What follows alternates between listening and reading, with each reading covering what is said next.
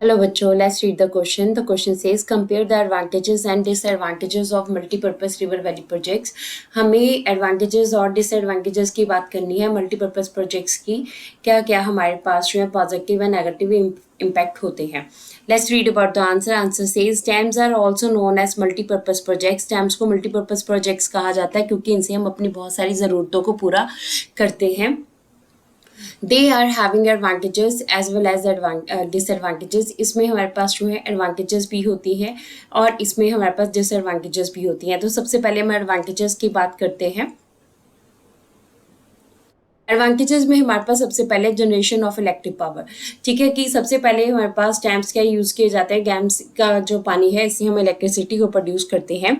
About 22% of the electricity is generated from hydro electricity. हमारे देश में जितनी भी इलेक्ट्रिसिटी बनती है उसमें से 22% जो है हमारे पास हाइड्रो इलेक्ट्रिसिटी से आ रही है. तो ये इनका जो है मेन वर्क है. सेकेंड हम अगर बात करेंगे तो वाटर नेविगेशन में भी डैम्स हमारी मदद करते हैं. These projects provide for inland water navigation through the main river as well as the associated canal. देखिए ये रिवर वैली प्रोजेक्ट्स क्या करते हैं, हमारे पास यहाँ पे वाटर नेविगेशन कर सकते हैं रिवर एरिया में, और जो साथ में कैनाल्स हैं वहाँ पर वाटर नेविगेशन कर सकते हैं. जो आसपास के एरियाज हैं वहाँ पे वाटर के थ्रू आसानी से पहुँचा जा सकता है. नेक्स्ट हमारे पास टूरिज्म की अगर हम बात करें तो ये टूरिस्ट प्लेसेस भी प्रोवाइड करते हैं. Reservoirs also act as the tourist attraction where boating can be done. ठीक है, जो हमारे पास रिजर्वर्स हैं, जो हमारे पास डैम्स हैं, वहाँ पर जो झीलें बनी हुई हैं, जो लेक्स बनी हुई हैं, वो टूरिस्ट के लिए अट्रैक्शन का जो है वो कॉज बनती हैं. तो इस तरह से टूरिज्म हमारा स्ट्रॉन्ग होता है. डिसएडवांटेजेस की अगर हम बात करते हैं तो डिसएडवांटेजेस में सबसे पहले loss of flora and fauna कि हमारे पास मल्टीपर्पज़ प्रोजेक्ट की वजह से क्या होता है, फ्लोरा एंड फौना का काफ़ी ज़्यादा नुकसान होता है. A variety of flora and fauna gets submerge which give a loss of environment. ठीक है, इसमें क्या होता है जब डैम बनाए जाते हैं तो जहाँ डैम बनाया जाना है उस एरिया में जो फ्लोरा एंड फौना है वो सबमर्ज हो जाते हैं, पानी के अंदर जो है वो डूब जाते हैं, जिससे क्या होता है इन्वायरमेंट का लॉस होता है.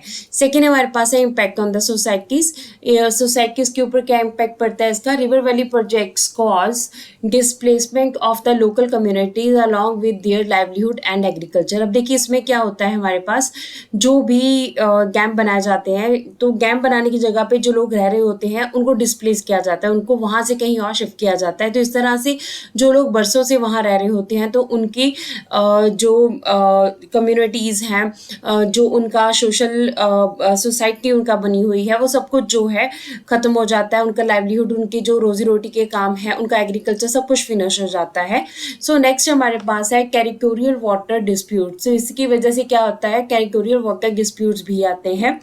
As rivers are flowing beyond state and the country boundaries, sharing of the river water is a troublesome issue. देखिए हमारे पास क्या है, मैक्सिमम जो वाटर है वो जो रिवर का वाटर है वो एक स्टेट से दूसरी स्टेट और कई बार एक कंट्री से दूसरी कंट्री के बीच में फ्लो करता है. तो जिसकी वजह से काफ़ी इश्यूज क्रिएट होते हैं हमारे पास. Like dispute between the Karnataka and Andhra Pradesh over the Krishna Godavari river. कहते हैं अगर हम देखें कर्नाटक और आंध्र प्रदेश के बीच में कृष्णा और गोदावरी नदी के पानी को लेके काफ़ी ज़्यादा देर तक जो है वो डिस्प्यूट रहे हैं. इसी तरह से हम लोग इंडस वाटर की बात कर सकते हैं. इंडस रिवर जो कि चाइना से इमर्ज होती है और वो इंडिया से क्रॉस होकर फिर पाकिस्तान में ड्रेन होती है, तो तीनों कंट्रीज़ में ये फ्लो करती है. तो इस वजह से ये भी एक डिस्प्यूट का कारण रहा है. तो मल्टीपर्पज़ प्रोजेक्ट्स जो है वो वाटर डिस्प्यूट का कारण भी बनते हैं. इस तरह से हमने डैम्स के एडवांटेजेस डिसएडवांटेजेस दोनों पढ़े हैं.